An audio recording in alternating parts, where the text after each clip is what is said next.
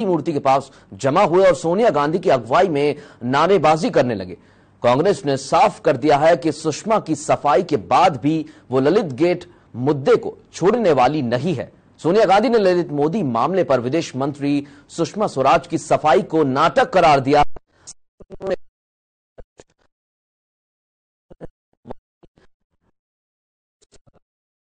सियासी प्रहार के हथियार पैने कर लिए हैं। राहुल गांधी ने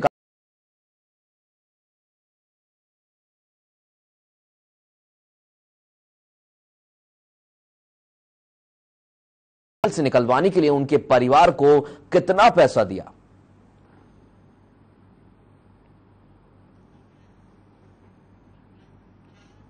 दिल्ली पुलिस ने कुख्यात आतंकियों के पोस्टर जारी किए हैं। ये आतंकी इंडियन मुजाहिदीन और खालिस्तान जिंदाबाद फोर्स के हैं। पुलिस ने इंडियन मुजाहिदीन के 3 मॉड्यूल्स मध्य प्रदेश, कर्नाटक और महाराष्ट्र के आतंकवादियों की तस्वीर जारी की है। खुफिया एजेंसियों से मिले इनपुट के आधार पर पुलिस को पता लगा है कि दिल्ली में कुछ आतंकी घुस चुके हैं। 15 अगस्त को लेकर दिल्ली पुलिस पहले से ही सतर्क थी। उसके बाद जब पुलिस को इनपुट मिला तो पुलिस और सतर्क हो गई है। और इसके अलावा जिस तरह से पंजाब, जम्मू कश्मीर में आतंकी हमले हुए हैं, उसके बाद पुलिस किसी भी तरह की लापरवाही बरतने की स्थिति में नहीं।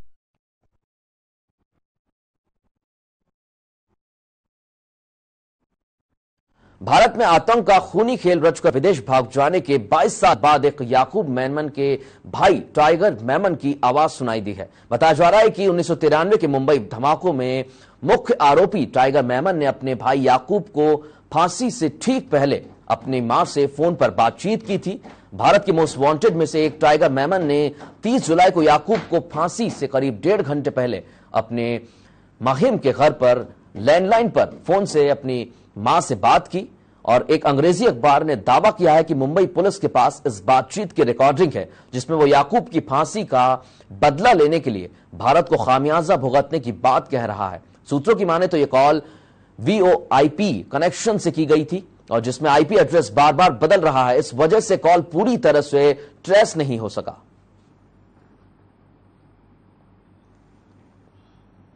बीजेपी सांसद शत्रुघ्न सिन्हा उर्फ बिहारी बाबू की जुबान से क्या निकल पड़ेगा, ये उनको किस कदम किस तरफ जाएंगे, इसका अंदाजा लगाना मुश्किल है।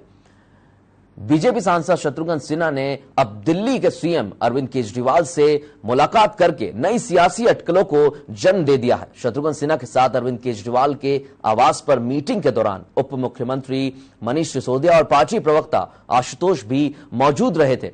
पार्टी नेतृत्व से नाखुश माने जा रहे बीजेपी सांसद शत्रुघ्न सिन्हा ने दिल्ली के मुख्यमंत्री अरविंद केजरीवाल से मुलाकात की और आप सरकार की तारीफ करते हुए कहा कि आप सरकार अच्छा काम कर रही है। शत्रुघ्न सिन्हा के इस नए बयान ने भी पार्टी को असहज कर दिया है। जी, बहुत अच्छी मुलाकात हुई। आर्ट एंड कल्चर की बातें हुई हैं। यहाँ पे आपको पता होगा कि बहुत दिनों से हमारे अपने FTI के बच्चे स्ट्राइक पे बैठे हुए हैं और उन्होंने यहाँ पे आके और बहुत सारे लोगों से बात की है। राजू हिरानी से बात की है, विनोद चोपड़ा से बहुत अच्छी बातें की हैं। मनीष जी भी शामिल थे उसमें मुलाकात में। और हमारे से जब बात हुई तो उन्होंने कहा कि हमने ब्रीफिंग दे दी। वहाँ पे हमने बात कर ली है केजरीवाल जी से। तो पहले तो हमने ये सोचा कि आके इनसे वो ब्रीफिंग ले लें जो ब्रीफिंग मिली है अब वहाँ के बच्चों को, FTI के बच्चों को। सरकार और बच्चों के बीच में कुछ पेचीदा मामला फंसा हुआ है FTI के बच्चों के बीच में। उसी पे कुछ रोशनी डालने के लिए, रोशनी लेने के लिए हम केजरीवाल जी के पास। मैं शत्रुघ्न सिन्हा जी का कौन से फैन हूँ। शत्रुघ्न सिन्हा जी बेहद ही अच्छे एक्टर हैं और बहुत ही अच्छे इंसान हैं उससे बढ़ के। और आज वो आए, उनका स्वागत हमारे घर में। मैं उनका शुक्रिया अदा करता हूँ, उन्होंने समय निकाला हमसे मुलाकात करने का। जैसा कि उन्होंने कहा, हम लोगों ने FTI के बारे में काफ़ी चर्चा की कि उसका कुछ समाधान निकलना चाहिए और बच्चे बहुत दिन से तकलीफ़ में हैं। अगर सरकार उनकी बात मान ले तो अच्छा है। दूसरा, दिल्ली को हम बहुत ही वाइब्रेंट सिटी बनाना चाहते हैं, लाइवली सिटी बनाना चाहते हैं जिसमें ढेर सारे इवेंट्स। बिहार में कोसी, मुंगेर और भागलपुर के किसानों को केंद्र सरकार की ओर से एक बड़ी सौगात मिली है। खुटिया पंचायत के एकनिया में केंद्रीय खाद्य मंत्री हरसिमरत कौर बादल ने प्रिंसपिटीन मोगा फूड पार्क का शिलान्यास किया और 70 एकड़ में करोड़ों की लागत से बनने वाले इस फूड पार्क से हजारों लोगों को रोजगार मिलेगा। इस मौके पर हरसिमरत कौर बादल ने कहा कि फूड पार्क का निर्माण 2 साल के अंदर पूरा कर लिया जाएगा। इस दौरान केंद्रीय रेल राज्य मंत्री मनोज सिन्हा ने प्रदेश में रेलवे की निलंबित पड़ी योजनाओं के लिए राज्य सरकार को जिम्मेदार ठहराया है। सिर्फ 2 चला सके और बाकी का ये हाल था कि आधे से ज्यादा उन्होंने तो अभी जमीन भी नहीं खरीदी थी, काम को क्या शुरू करना था।